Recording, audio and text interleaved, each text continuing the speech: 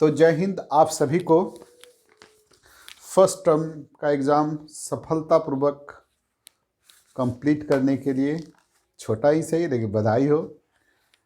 निश्चित रूप से कोई भी एग्ज़ामिनेशन हो, चाहे स्कूल का एग्ज़ामिनेशन हो, चाहे जीवन के किसी भी तरह का एग्ज़ामिनेशन हो, तो वो तनाव आता ही है। आपने भी तनाव झेला होगा। तो आज हम आए हैं कि हमने केमिस्ट्री में चैप्टर बाय इम्पॉर्टेंट टॉपिक आपके लिए बताया था, जो शॉर्ट वीडियो के टर्म में भी था, एक लंबा सा वीडियो बनाया था जिसमें सारे चैप्टर का कौन सा इंपॉर्टेंट टॉपिक होगा जिससे ऑब्जेक्टिव क्वेश्चन फर्स्ट टर्म में आएगा। तो आज हम उसी का रिव्यू कर दे रहे हैं, ठीक है, कि आखिर हमने जो बनाया था और कहा था कि मिनिमम 70% ऑब्जेक्टिव तो इसी टॉपिक से आएगा। तो ज़रा देख लेते हैं। बहुत छोटा सा वीडियो बनाएंगे, बहुत बड़ा बनाएंगे नहीं। हाँ, बस आपने उसको मिलाया कि नहीं मिलाया, बस थोड़ा सा आप लोग यंग एनर्जेटिक हैं तो आपके दिमाग को थोड़ा रिव्यू कर दे, ताकि सेकेंड टर्म जो सब्जेक्टिव क्वेश्चन का एग्जामिनेशन होगा उसमें भाई साहब मेरे विचार का आप ध्यान रख सके। इसके लिए हम आज रिव्यू कर दे। तो ज़रा देखते हैं कि सॉल्यूशन चैप्टर में, देखिए स्क्रीनशॉट हम लगा देंगे, नहीं भी तो आप जाकर के उसको देख लीजिए कि इस सॉल्यूशन चैप्टर से क्या क्या आया था। सॉल्यूशन चैप्टर्स में देखिए क्वेश्चन नंबर 10, 11, 17, 26, 35, 46 इस ढंग से आया था, जिसमें आपने पहला क्वेश्चन देख लीजिए, आइडियल नॉन आइडियल से था, आप जानते हैं। 10वां क्वेश्चन आप देख लीजिए कि नॉन आइडियल सॉल्यूशन के पॉजिटिव नेगेटिव डेविएशन से है, जो हम टॉपिक लिखे हुए हैं। 17 क्वेश्चन भी आप देख सकते हैं। 17 क्वेश्चन आपका हेनरी लॉ से के एप्लीकेशन से है। और 26 और 35 नोमेरिकल, तो 5 नोमेरिकल पूछा है, 2 सॉल्यूशन से, 3 सॉलिड स्टेट से, 3 सॉलिड स्टेट से, जिसमें देखिए हमने बताया था कि नोमेरिकल आपको क्या बताना है, फ्रीजिंग पॉइंट और boiling, colligative product freezing point boiling point से। तो फ्रीजिंग पॉइंट पर क्वेश्चन नंबर 35 में है, देख लीजिए 35 क्वेश्चन। और 26वां क्वेश्चन जो है हम देखिए बताए थे कि नोमेरिकल आपको क्या करना है, फ्रीजिंग पॉइंट बॉइलिंग पॉइंट से बनाना है, देख लीजिए स्क्रीनशॉट होगा या फिर आप देख लीजिएगा उसमें।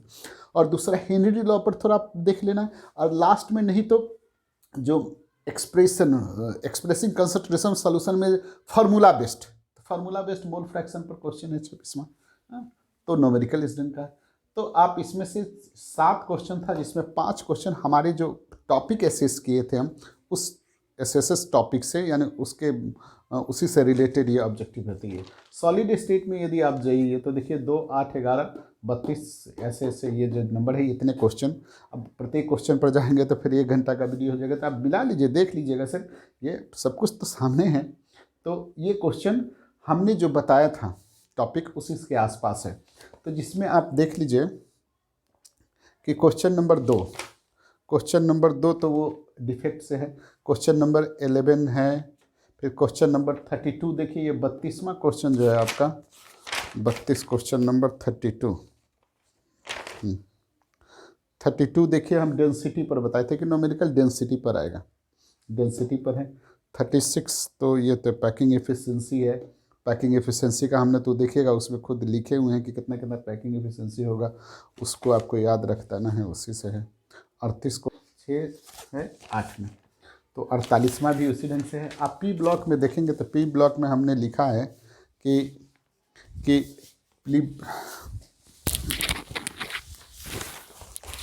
स्क्रीनशॉट लगा दे, नहीं तो आप अपने खुद से मिला लीजिए कि पी ब्लॉक में हमने ग्रुप 14-15 से लेकर जितना भी ग्रुप 18 तक है, सबका ऑक्सीडेशन स्टेट के बारे में बताया था। ऑक्सीडेशन स्टेट के स्टेबिलिटी के बारे में पढ़ना है, आपको पढ़ लेना है। तो आपको फिर देख लीजिए हाइड्राइड के बारे में और ऑक्सी एसिड्स के बारे में।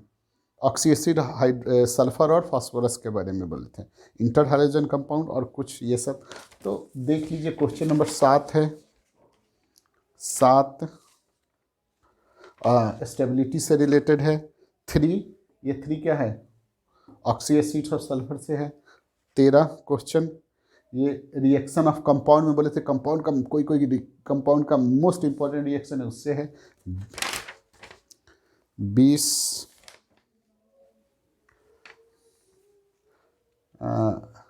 20 है रिएक्टिविटी से। ये आप फिर देख लीजिए, ये आपका क्वेश्चन नंबर 30 देखें। क्वेश्चन नंबर 30 देखिएगा, हम स्क्रीन में पी ब्लॉक के जो स्क्रीनशॉट आप देख लीजिए, उसमें जेनन का हम बोलेंगे, जेनन डाइफ्लोराइड, टेट्राफ्लोराइड, हेक्साफ्लोराइड, उसका आपको डिटेल से देखना है उसका। हाँ, उसका रिएक्शन, कुछ रिएक्शन देखिए। क्वेश्चन नंबर 39 तो जो हम बोर्ड पर लिखे थे कि वो फ्लोराइड आयन डोनर और फ्लोराइड आयन एक्सेप्टर का रिएक्शन है, याद रखना है, वही एक रिएक्शन है। फिर 45 क्वेश्चन देख लीजिए।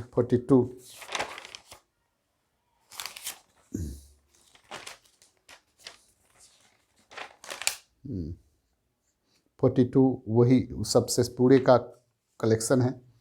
तो इस ढंग से आप यदि आप मिलाएंगे तो देखेंगे कि हमारे जो सजेशन था इम्पोर्टेंट टॉपिक का, मेन क्या था कि ऑक्सीडेशन स्टेट हाइड्राइड वाला मैक्सिमम क्वेश्चन देखिए ट्रेंड से, अब देख लीजिए सब हाइड्राइड से ही। फिर ऑक्सी एक्सीड से, और कंपाउंड का मेन इंपॉर्टेंट देखना है। साथ साथ आपको कंपाउंड का मेन इंपॉर्टेंट देखना है। इंटर हैलोजन कंपाउंड्स के से रिलेटेड भी क्वेश्चन है कुछ। तो ये 16 में 12 क्वेश्चन हमारे एसएस टॉपिक से।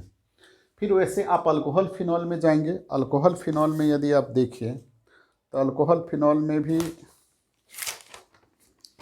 आप नेम्ड रिएक्शन आपने कि नेम्ड रिएक्शन याद रखना है। तो इसमें आप क्वेश्चन नंबर 12 देख लीजिए। 12 है कि कैसे फिनॉल रिएक्ट करता है कंसनट्रेटेड H2SO4 से, और in presence of then HNO3 तो क्या होता है।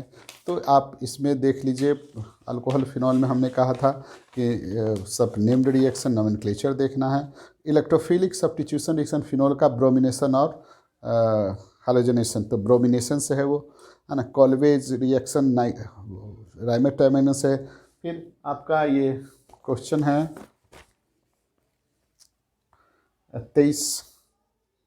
23वां देख लीजिए। क्वेश्चन नंबर 23 वो रिएक्शन विथ ईथर का रिएक्शन विथ HI के साथ। हाँ, जो साइट ऑफ रिएक्शन करके हम लिखे हुए रिएक्शन विथ HI देख लीजिए, ईथर का शॉर्ट में रिएक्शन विथ HI वही है वो। तो इस ढंग से यदि आप देखेंगे तो 9 में 6 है। हैलो एल्किन हैरोएरिन में भी आप देखिए तो इससे क्वेश्चन आप देखिए 16, 17, 16, 18, 29, 43, 44, 47 ये हमारे एसएस पॉइंट से है, एसएस टॉपिक से है, जिसमें हम बताए थे कि कैसे ऑर्डर ऑफ रिएक्टिविटी और नेम्ड रिएक्शन से क्वेश्चन आपको इसमें मेनली करना है, और उसी से ये क्वेश्चन है। जैसे 44 है, 44 देख लीजिए। 44 क्या, chlorobenzene when treated with sodium pressure dry ether, तो कौन सा रिएक्शन है। ऐसे ही आप 47 भी देखिए। तो इस ढंग से इसमें से भी आप मिलाइएगा। हाँ, कितना 6 में 8। बायोमोलिकुल्स थोड़ा सा हमारे प्रिडिक्शन में थोड़ा सा कमी हो गया, तो वो बायोमोलिकुल्स को हमने कहा था कि पकड़ में आ जाएगा किससे, डाइसेकेराइड्स और विटामिन से। तो विटामिन से ऑब्जेक्टिव नहीं आया। हाँ, तो उसमें हम 3-4 ही टॉपिक ही गेस किए थे। डाइसेकेराइड, विटामिन, DNA RNA में डिफरेंस और ग्लूकोज का रिएक्शन। तो ग्लूकोज का रिएक्शन से ये 54-55 देखिए है। हाँ, और ये 6ठा क्वेश्चन जो है वो न्यूक्लियोटाइड से यानी RNA से है, और 27 विसिडेंट से है। तो इसमें थोड़ा सा कम है, 7 में से 4 ही हैं। टोटल जोड़िए तो आपको 39 आएगा, 39 आउट ऑफ 55, और ये हो जाता है लगभग आपका 71-72% के आसपास। तो हम 55 में से 39 क्वेश्चन का टॉपिक बिल्कुल, आप यदि उसी टॉपिक को देखे रहते तो आपको 39 या 40 नंबर आ जाता। तो समझिए कितना नंबर आओगे। 40 बना, उतना बनाना भी नहीं था, ये तो 100% हो जाएगा। हाँ, जितना आपको बनाना था उसके हिसाब से देखिए तो 55 में 39 क्वेश्चन हो गया है। आपको कितना बनाना है देखिए, बहुत कम बनाना है। तो टोटल क्वेश्चन का हम बता रहे हैं 71-72%, आपके बनाने के हिसाब से तो 100% हो जाएगा। तो इतना हमने कोशिश किया था, ठीक है, और आपने निश्चित रूप से पढ़ा होगा। और आने वाले दिनों में हम बिहार बोर्ड का भी करने का प्रयास करेंगे। और नहीं तो भाई साहब आपका सेकेंड टर्म जो बता करके उसको सही जगह पर पहुंचा देना, इससे ज़्यादा नहीं हो सकता और इससे बेहतर नहीं हो सकता। क्योंकि आपको पता है कि यूट्यूब पर शायद ही कोई, हमको तो नहीं लगता है एक आध टीचर कहीं कहीं का किए होंगे, इम्पॉर्टेंट टॉपिक बताए होंगे। लेकिन हमने बताया और साथ साथ प्रमाण भी बताया कि देखिए भाई साहब 55 में 39 क्वेश्चन, 40 क्वेश्चन बिल्कुल हमारे ही टॉपिक से बताया हुआ आया है। टॉपिक से, क्वेश्चन नहीं। एग्जैक्ट हमने कहा कि न्यूमेरिकल फ्रीजिंग पॉइंट पढ़िए, तो फ्रीजिंग पॉइंट का कौन सा न्यूमेरिकल है, ये तो नहीं हो सकता। वो तो बताने के लिए आपको पता ही क्या करना होता है या क्या हो जाता है। नहीं तो इससे ज़्यादा बेहतर काम नहीं किया। कुछ बोलेंगे तो आप फिर इसमें भी तो मिलते हैं सर कुछ नए टॉपिक के साथ। कुछ पढ़ाई लिखाई भी करें, चूँकि सेकेंड टर्म शुरू हो गया का, एक सेकेंड टर्म का पढ़ाई भी शुरू करना है आपको। हम लोग तो पढ़ाई आगे भी कर दिए, तो फिर भी आपको करना है, तो उसका भी ऐसे ही, चूँकि वो सब्जेक्टिव है, उसका ऐसे एकदम एक्यूरेट रहेगा। एकदम हम उसमें दावा कर सकते हैं। यहाँ 1995 ऑब्जेक्टिव में बोले थे, 72 पर अटक गया। वहाँ 1995 एकदम सीबीएसई बोर्ड का हम लोग इम्पॉर्टेंट टॉपिक, बिल्कुल वहाँ क्वेश्चन भी हम लोग पता कर सकते हैं। चूँकि इतना एक्सपीरियंस, इतना दिन से जान रहे हैं सीबीएसई बोर्ड को, कि पता चल जाता है कि ये क्वेश्चन इस ढंग से आएगा। तो चलिए आज की मुलाकात को इतनी ही सारी बातें और नए एग्जामिनेशन के शुभकामना। आप भयंकर प्रयास एक साथ सीबीएसई बोर्ड और नीट और आईआईटी का तैयारी कर रहे होंगे, और तीनों को बहुत अच्छा से मेंटेन करते हुए सबको मैनेज करेंगे, ये शुभकामना के साथ। और नए वर्ष भी आ रहा है, उसका भी शुभकामना के साथ। चलिए सर, मिलते हैं।